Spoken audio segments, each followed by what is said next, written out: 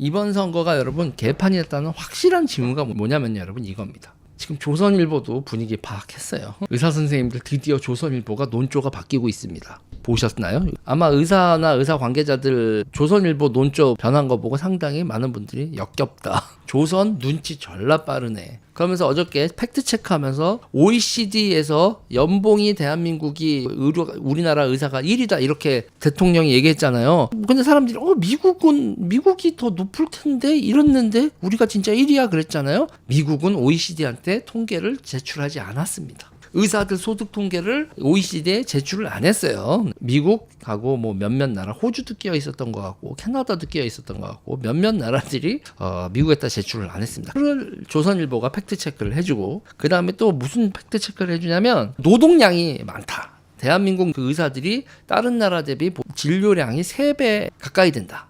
이거를 팩트체크를 해주면서 소득도 높지만 노동 강도도 세다. 이런 거를 조선일보가 팩트체크를 해서 기사를 올리더라고요. 그래서 내가 조선이 이제 눈치를 보는구나. 그리고 지금 조선 메인에 걸려있는 기사예요. 하얀 점퍼를 입어요. 사람들이. 선거가 먹같이 돌아가고 있다는 거죠. 하얀 점퍼를 입는 건요, 여러분. 선거가 먹같이 돌아가고 있다라는 저거보다 더 적나라한 증거가 없습니다. 여러분. 대통령 탈당 얘기했었던 사람들, 뭐 그러면서 세보개가 그러는 거다, 뭐 이러는 분들도 있는데, 제가 페북에서 세보개 놈들을, 그래서 유이동 정책위 의장도 세보개 앤드, 한동훈하고 뭐 이렇게 그 3동 중에 한 명 아니에요. 그렇죠. 그런데 그럼 이원모는 뭐냐고. 이원모는 지금 온갖 욕을 다 먹고 있는 그 윤석열 대통령의 최측근. 이원모 인사비서관 뭐 이렇게 되는 분이잖아요. 어떤 뭐 한방병원 어쩌고 저쩌고 이렇게 되는. 아니 이원모는 왜? 그러니까 단순히 세보개가 탈당 요구하면서 흰색 점퍼 입는다라고 욕을 하기엔 그러기엔 이원모까지 흰색을 입고 있다. 자, 대통령 탈당 주장과 함께 흰색 점퍼가 확산이 되고 있어요. 저거 여러분 왜 저러냐면 빨간색 점퍼 입고 선거운동하기가 어려워서 그래요.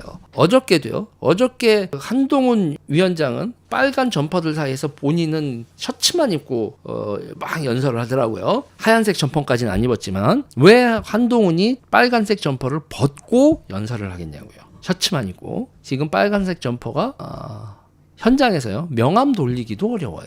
빨간색 점퍼 입고 선거 운동하기가 어렵다라는 건 여러분, 빨간색 점퍼 입고 명함을 돌리면 사람들이 받아보지도 않고 냉랭한 게 느껴진다는 얘기죠. 이게 이제 선거 현장에서 느껴지는, 제일 빨리 피부로 느끼는 거예요. 잣됐다라는 걸. 매일매일 민심이 변하는 건 선거운동하다 보면 피부로 느끼는 거거든요. 이게 위장색입니다. 흰색은 무슨 위장색이냐면 당색을 빼고 무소속인 척하는 위장술이거든요. 이게 당색을 보고 무소속인 척하는 위장술을 써야 그나마 유권자들이 후보를 상대해주고 명함이라도 받고 명함에 써져 있는 정책이라도 본다. 이 지경이거든요. 이 지경에 이르면 수도권 선거 판세는 최악이라고 봐야 되는 겁니다. 그런데 이게 수도권만 이러는 게 아니에요. 수도권에서 이제 부울경까지 흰색 전파가 확산돼 버렸어요. 선거 개꼴났다는 얘기죠.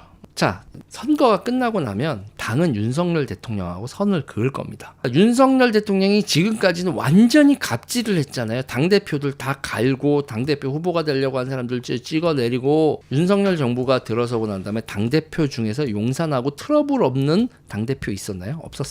없었어요. 한 명도 없었어요. 한동훈까지 트러블이 났잖아요. 새로운 당대표를 용산이 이렇게 지명해서 임명하기도 힘들 거고, 새로운 당대표가 용산에 대해 휘둘리려 하지도 않을 겁니다. 사실상 당과 대통령의 결별 정해져 있죠.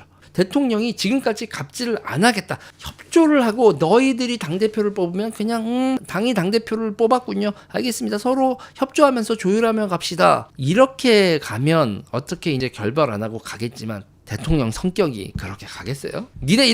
너 이렇게 얘기 안 들어? 얘기 안 들으면 결별! 본인 뜻에 안 맞으면 다 결별이잖아. 다 적이고. 저는 조용히 용산이 가지 않고 권력 투사를 하겠죠. 권력 투사를 해보고 CR도 안 막힌다 그러면 결별이야 하고 승질은, 자기의 권력이 투사가 안 되는 걸로 확인을 하면은 좋댔다라는 생각을 해야 되는데, 그 생각 이전에 결별이야 라고 소리치고 성질을 내고 결별 선언을 한다에 한 표. 용산이 그러면 당 쪽에서 이 능구렁이들, 정치 오래한 능구렁이들이 역시나 아이고 저거 상황 판단 못하고 저거 용산 저거 아이고 이런 식으로 나올 거다. 그리고 보세요. 용산이 누구와 손을 잡고 당권을 가져올 수 있어요? 누구한테 협조를 구할 수 있죠? 장제원 의원이요? 장제원 의원은 희생을 했으니 지금 상태에서 당대표 카드, 용산의 의지가 투여된 당대표 카드가 될 수 있다라고. 만약에 장제원 의원이 당대표가 된다고 하면 이때까지 앞에 당대표들의 선례가 있고 한동훈의 선례도 있는데 장제원 의원이 그리고 자기도 한번 떨려져 나가고 무공천 당한 이런 뼈아픈 기억이 있는데 용산한테 납작 엎드리는 방향으로 당대표를 할까요? 당대표 잡자마자 내가 당신 시다바리오 하지? 누가 누구하고 손을 잡고 누구하고 동맹을 맺고 있어요. 그러니까 용산의 가장 큰 문제는 지금 동맹을 맺는 방법을 몰라. 권력을 마구 휘두르는 방법만 알지 동맹을 유지하는 방법 자체를 모른다고요. 지금